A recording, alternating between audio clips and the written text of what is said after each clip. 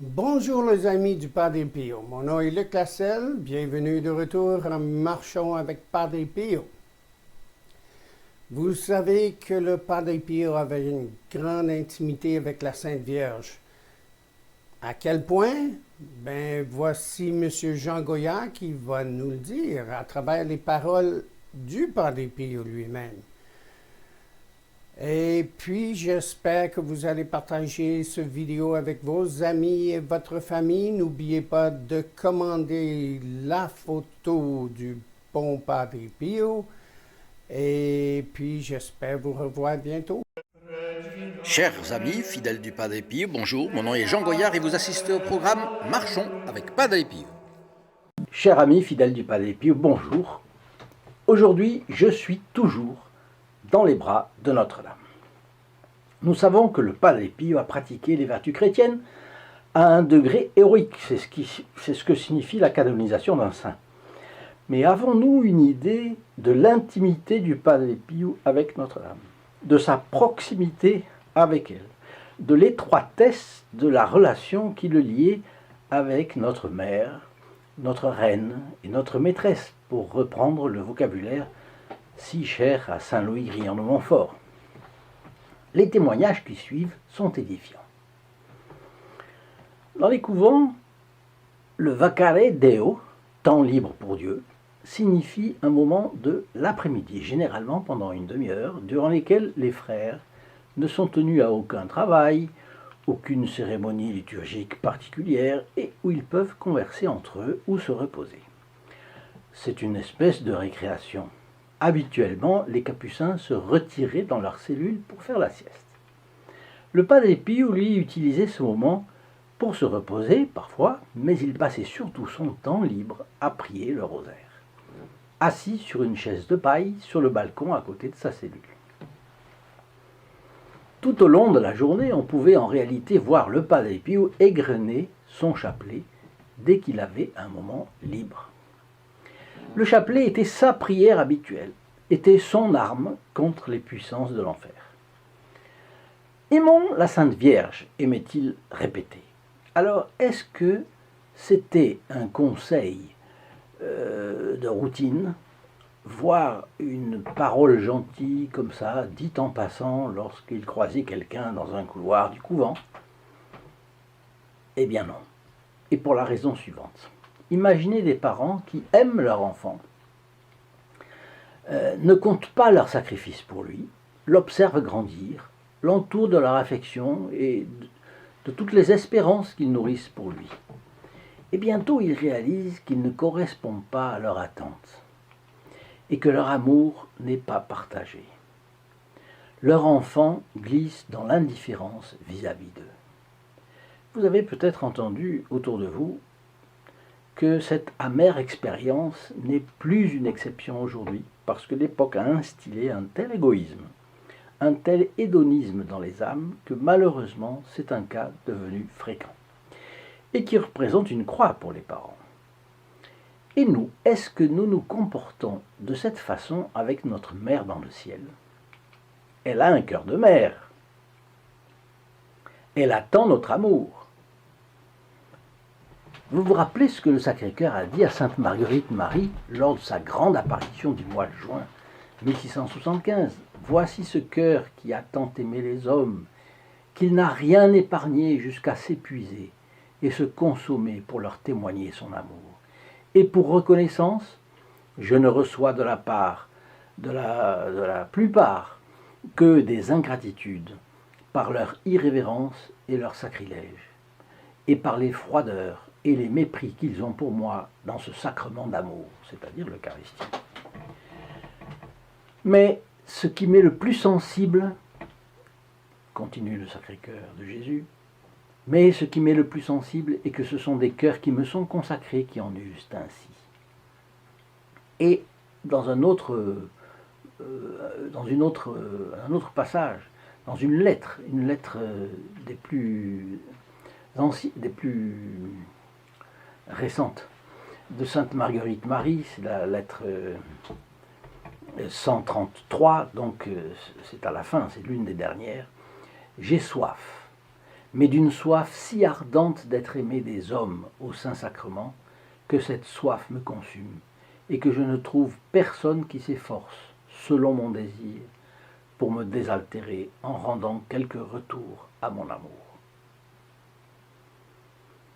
Alors qui de nous serait assez plein d'illusions sur lui-même pour croire qu'il donne à la bienheureuse Vierge et à son Fils l'amour qu'ils attendent? Voilà pourquoi ce conseil du Padre Pio est une boussole capitale pour chacun. Je vous disais avant-hier que demander à sa mère de nous donner la grâce de l'amour pour Jésus est ce qui peut lui faire le plus de plaisir. Ce qui peut faire le plus de plaisir à Notre-Dame. Alors demandons-lui l'amour. Elle nous le donnera. Parce que ce que vous demandez à mon Père en mon nom, cela vous est déjà accordé. Donc elle nous le donnera. Et alors nous aurons le bonheur de plaire un peu plus au bon Dieu. Voyez. Et pour nous, quelques clics au service du Padre Pio ne représenteront pas une tâche surhumaine. Au contraire, nous serons pleins d'ardeur pour partager ces vidéos à tous ceux auxquels nous pouvons faire du bien. Ne soyons pas pusillanimes. Osons à la suite du Padre Pio, mettons nos pas dans les siens, avançons pour lui et avec lui. Montrons-lui notre amour et prions le rosaire qu'elle nous a elle-même enseigné, continue le Padre Pio. Eh bien, l'amour, cela se prouve en effet.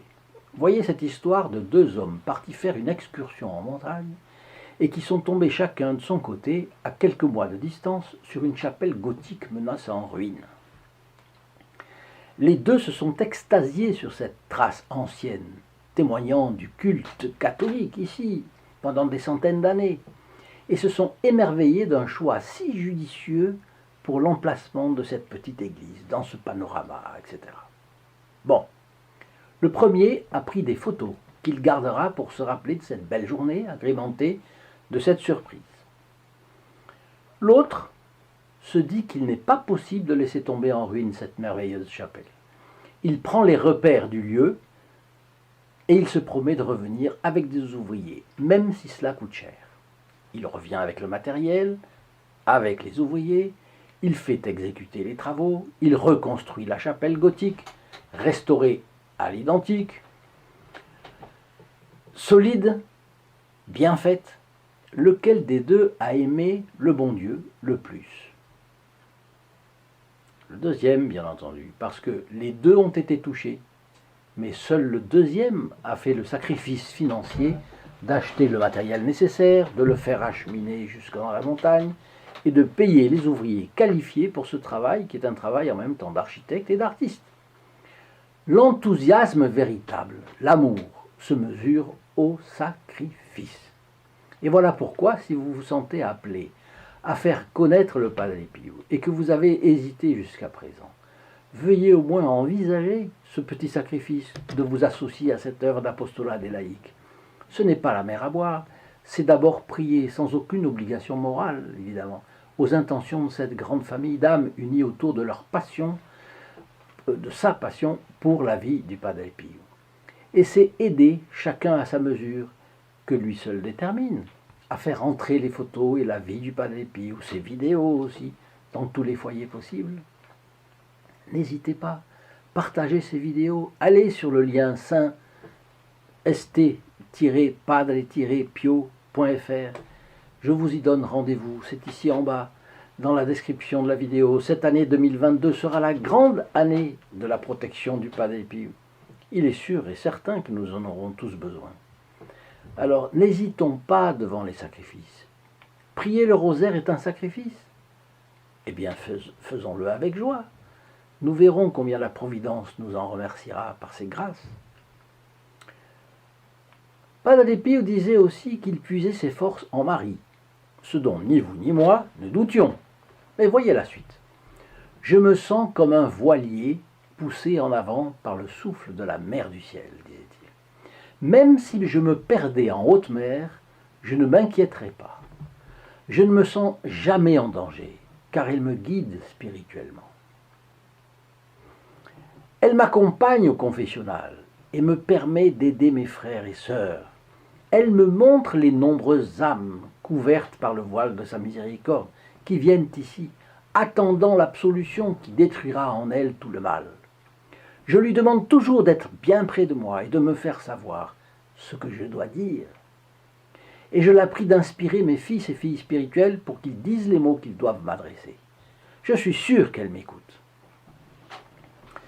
Premier commentaire de ma part, avec le Padre Pio, il ne faut pas lire trop en vitesse ce qu'il dit, croyant que ce sont des banalités, sans quoi on risque de passer à côté de l'essentiel. Par exemple, il vient de dire qu'il prie pour que Notre-Dame inspire ses fils et filles spirituels afin que ceux-ci disent ce qu'ils doivent dire aux capucins. Pourquoi ? Parce que la qualité de leur confession, par exemple, dépendra de la sincérité de leur confession, de la sincérité de leur repentir, de la sincérité, la fermeté de leur résolution. Et en fonction de cela, ils pourront aller plus ou moins au purgatoire s'ils n'ont pas été sérieux. La vie est sérieuse. Et le Padre Pio sait que les générations du XXe siècle sont spécialement superficielles et inconstantes. Alors il prie pour que la Sainte Vierge inspire ce qu'il faut à ses filles et ses fils spirituels. Bon. Deuxième commentaire de ma part. Avez-vous compris la doctrine qui sous-tend cette attitude ? Ce sont deux principes parfaitement complémentaires énoncés dans les Saintes Écritures qui font partie de la révélation, donc on ne saurait les mettre en doute sans tomber non seulement dans le péché mortel, mais aussi dans l'hérésie. Le premier principe est tiré de l'Évangile, selon saint Jean, textuellement. C'est le chapitre 15, verset 5. « Je suis le cep, vous êtes les sarments. » Vous connaissez. Celui qui demeure en moi et en qui je demeure porte beaucoup de fruits. Car sans moi, vous ne pouvez rien faire. Et le deuxième principe est extrait de la lettre de saint Paul aux Philippiens, chapitre 4, verset 13.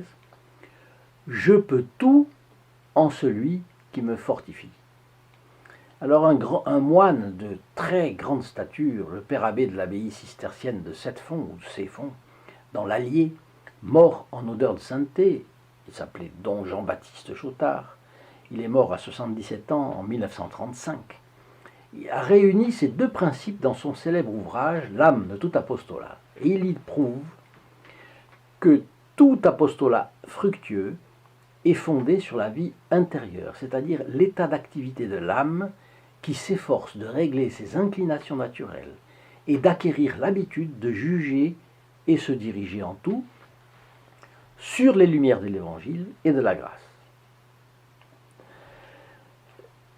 Il établit donc la primauté de la vie intérieure sur les activités extérieures et encourage pour cela à garder l'union avec Dieu par la prière, la garde du cœur, c'est-à-dire la vigilance, et la fréquentation des sacrements. Est-ce que ça ne vous dit rien ? Dites-moi quelque chose dans vos commentaires. Pour moi, cela parle énormément en faveur de notre apostolat du message que transmet la vie du Padre Pio. Avons-nous le droit de douter de l'aide du bon Dieu pour ça ? Pour faire cela ? Pour faire cet apostolat ? Aidez-moi donc à aller de l'avant. Osez et vous obtiendrez. Revenons au texte de notre bon capucin. Un certain Enzo Bertani lui demande un jour s'il a vraiment vu la Sainte Vierge. Réponse du Padre Pio. Oui. Pendant la Sainte Messe. Chaque matin, elle est à l'autel avec Jésus. Quand on y réfléchit, là où est la Sainte Vierge, là est Jésus. Là où Jésus, là est la Sainte Vierge. Ce n'est pas étonnant, mais lui, il la voyait, c'est la différence. Et à un prêtre qui lui demande si Notre-Dame lui rend parfois visite dans sa cellule, le Padre Pio répond avec une pointe d'humour. Vous devriez plutôt me demander s'il y a un moment où elle n'est pas présente. Dans une autre occasion, il a assuré « Son sourire maternel m'encourage pour continuer à servir dans ce monde que je voudrais quitter. » Ça veut dire, il en a tellement assez des gens, des turpitudes que racontent les gens, qu'il voudrait quitter cette terre. On le comprend. Et il ajoute cette belle révélation. je suis toujours dans les bras de la bienheureuse Vierge Marie. Et elle me regarde avec douceur. Donc c'était le sourire et la douceur de la Sainte Vierge qui lui donnaient le courage de continuer, n'est-ce pas? Eh bien, je vous souhaite une bonne journée et puis n'hésitez pas à aller voir en bas les autres vidéos du Padre Pio. À demain. In nome del Padre, del Figliolo e dello Spirito Santo, e così sia. Sia lodato Gesù e Maria, oggi e